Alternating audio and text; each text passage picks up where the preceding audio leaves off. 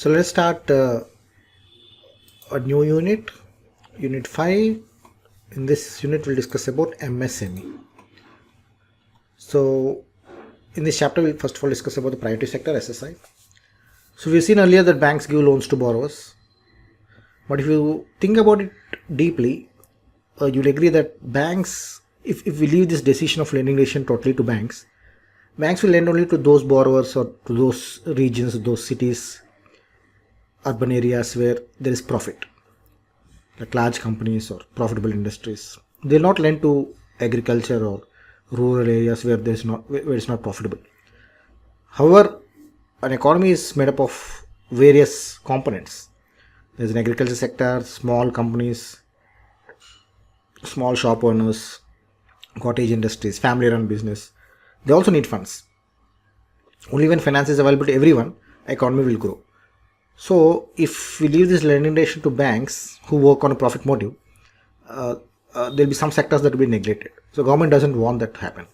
So that's why government has not left the lending decision totally to banks. Instead, it has defined some areas called priority sectors. Okay, and this is very important for you as a future banker. Usually, especially in a public sector bank, even for private sector banks also, government has guidelines for this priority sector, and those sectors are important very important for government. So what government stipulates is like bank should lend so and so amount, so and so percentage of total. Say for example, the total loans that you have given as a bank, you have given is 100 rupees. Government will stipulate out of that 100, a minimum of so and so percentage should be lent to this sector, that sector. It will define some priority sectors. So that we'll discuss in this chapter. So let us see the priority sector targets. So in this table, we have provided the priority sector lending targets stipulated for banks. There are many figures, but you need to remember only two things most important, that is 40% and 18%. The total priority sector lending target for banks is 40%. That is the total priority sector target.